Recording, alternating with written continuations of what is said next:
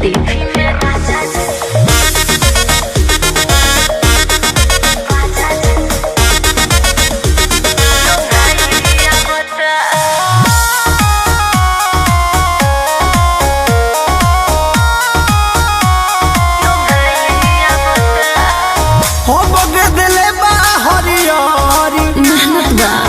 मन कर बोकाल खचौरी सच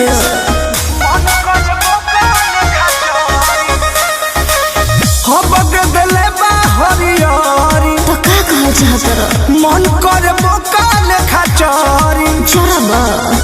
देखी के धनी हो जा भाई आवता देवी में जीभी न लगाई काहे रे ऐसे काहे बोलता रे देवी में जीभी न लगाई राजा जियो भैया बता लगा ले देवी में जीभी न लगाई राजा जियो भैया बता होती ना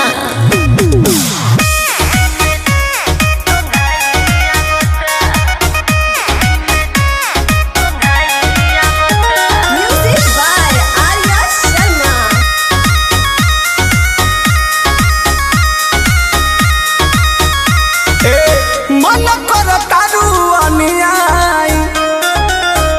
आदत दिहालू लगाई अरे तो छूट जाए जाबो जी तो खेत हमार बोले हो हाले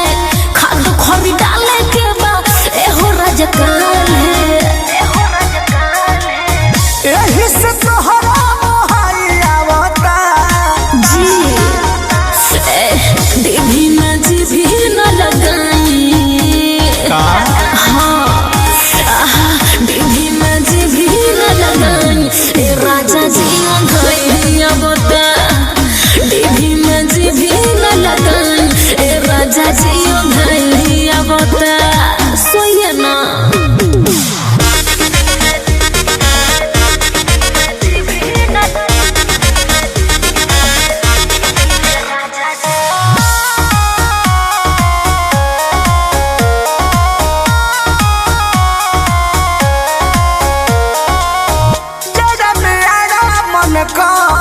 सचो का छुट्टी लेके आई बनी घर तो हम का करे ए जी कृष्ण बेदरा दिया परम धबालो लागता कि हमारा के फेरा में डालो धीरे धीरे मन अगुवाई आवता तो पानी मारिए देवी में जीभी न लगाई अरे जाए दो देवी में जीभी न लगाई राजा जियो भैया बता देवी में जीभी न लगाई राजा जियो भैया बता हो बगदले बा हरियारी तो का कहल चाहत मन कर बोकाल खचौरी चरबा देखी के धनी हो जा भाई आवता देवी में जीभी न लगाई काहे रे ऐसे काहे बोलता रे